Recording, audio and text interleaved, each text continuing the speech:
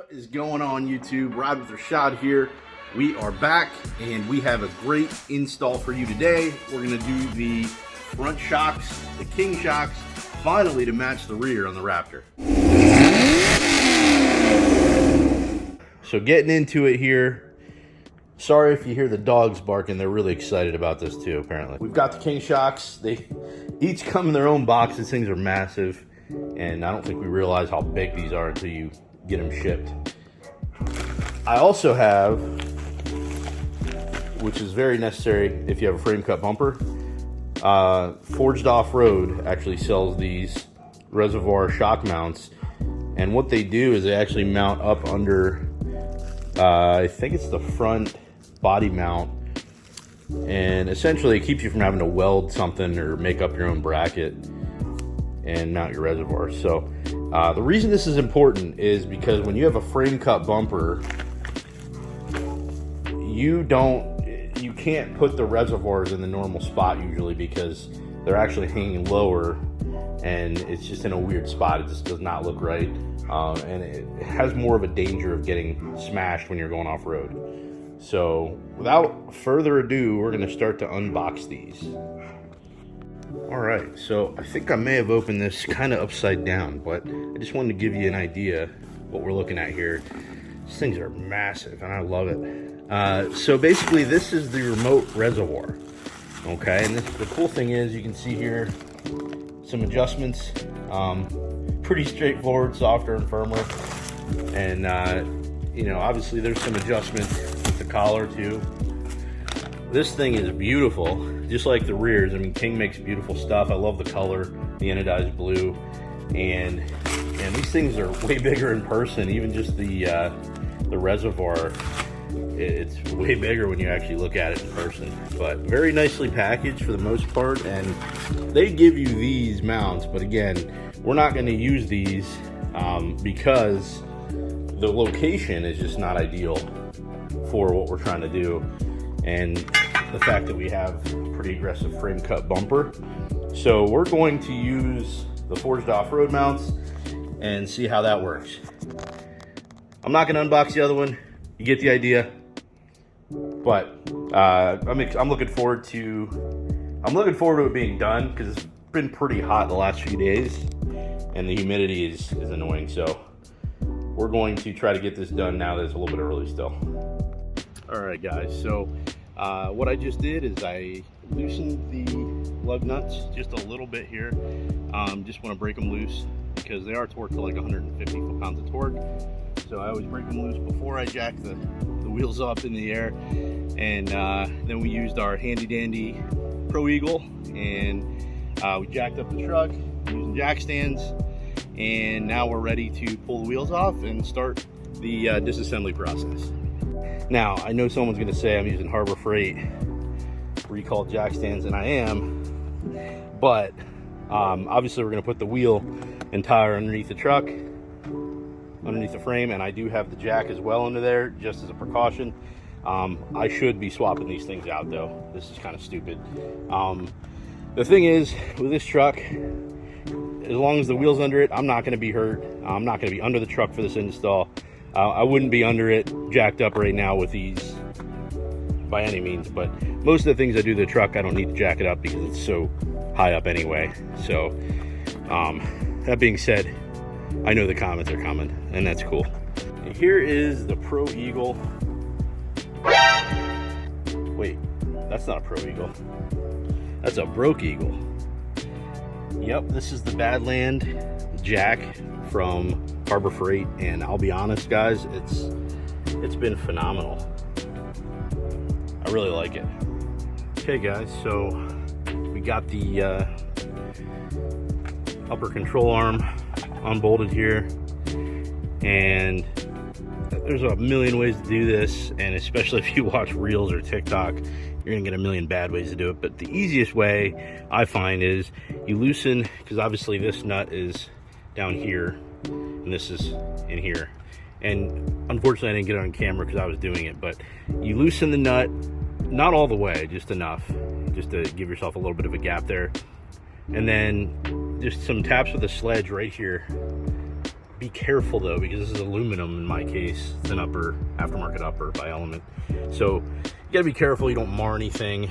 And then, you know, usually that'll free it. Now I did a tiny love tap on the bottom here. Didn't damage anything, but just a tiny love tap at the bottom and it came right off. So I don't go crazy. I don't try to if you're hitting it super duper hard, you're doing something wrong.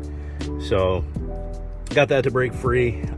This has some pretty good movement, even, you know, with no force behind it. It's kind of nice. It's to see this is still working well, and these misalignment spacers and bearings are working how they should. Everything is pretty fluid. It's very tight, but I can move it.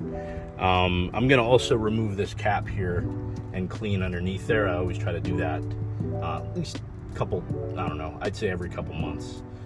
Try to clean that out. As you can see, these shocks need replaced. The mounts everything's pretty rough in there. The rubber's pretty rough. Some rusting there, but actually that rust was there when I got these shocks from Texas Shock Works. They didn't have it set to mid perch. I forgot to tell them that was on me, that I run mid perch. So I went to move it from here up to mid perch. As you can see, that collar is up a notch and that rust was underneath there. Pretty crazy.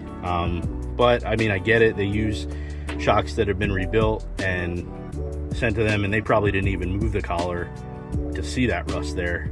But it's gotten a little bit worse. Not terribly bad, but I mean, you can see this thing is not in the greatest of shape. I'm gonna have the front and rears for sale. Usually people use these to send for core replacement when they get shocks rebuilt. So I found some things that were alarming on the truck that I had to fix. I have a Fumoto oil valve underneath, and there was some oil leaking from it, just a tiny bit, but enough that it bothered me. I'm going to keep an eye on it and check oil level. And then the crazy thing, I put this frame stiffening kit on from KHC, and one of these lower control arm bolts were loose, and that kind of explains why every time I would turn, I would hear a clunking noise. The truck's literally been out of alignment. This whole control arm was moving back and forth, and I mean, that's insane to me. I know I had these tight, but maybe I didn't. Maybe I screwed up. That's crazy though. I'm gonna check the other side, obviously, make sure that's good, but yeah, that was kind of mind-boggling. This is a common failure point on the Raptors and F-150s. This frame, I don't even know what this is, some type of gusset or stiffening. It can't do much. It's thin gauge steel welded in a weird, it's almost like a welcome sign for rust, because rust gets in behind here. Even though I've sprayed it with rust converter how many times, you can see the rust coming out from the inside. So this is about to fall off, and that's obviously, you don't want jagged metal falling off. I'm gonna have to grind that off at some point here and grind it flush and then paint everything. But yeah, a lot of stuff to work on. These headers are leaky. I think it's the gasket, but I really don't know, and it's really hard to get in here. Now obviously they look terrible. I had hit them with some rust converter just to see what would happen, and it turned them white. Still better than rust, but it's getting rusty anyway. Yeah, I mean, the thing about living in PA, people don't understand. It makes your truck look like it's trying to find the Titanic in a submarine. Like, it's covered in rust. And I've done my best to keep it at bay, but it's pretty bad. So yeah, so back at it. I'm going to start removing these top shock bolts here. If you can see them at all, there's 3 of them. The lower shock bolt here, and pull the shock out and then just replace it. It's going to be pretty simple install. The only thing, this is where I need to remove this frame mount, body mount. I need to remove for the reservoir mount, and I'm not sure how that's going to go. We'll see. Hopefully nothing's crazy rusted, and hopefully that's super easy. But stay tuned. All right, so we've got the King in on the passenger side, and as you can see, I left the wrap on the reservoir because I did not want to bash it all up.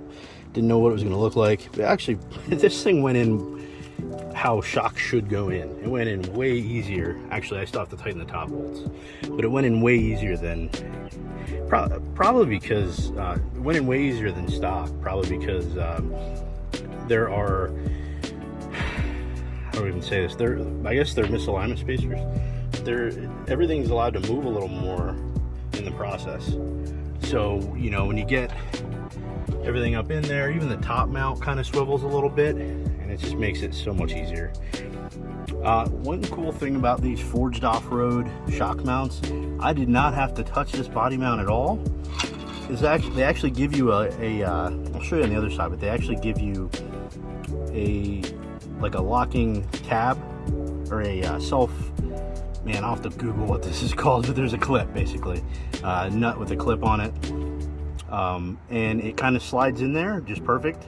That bolt goes in, so you don't have to unscrew anything, and it's not going anywhere.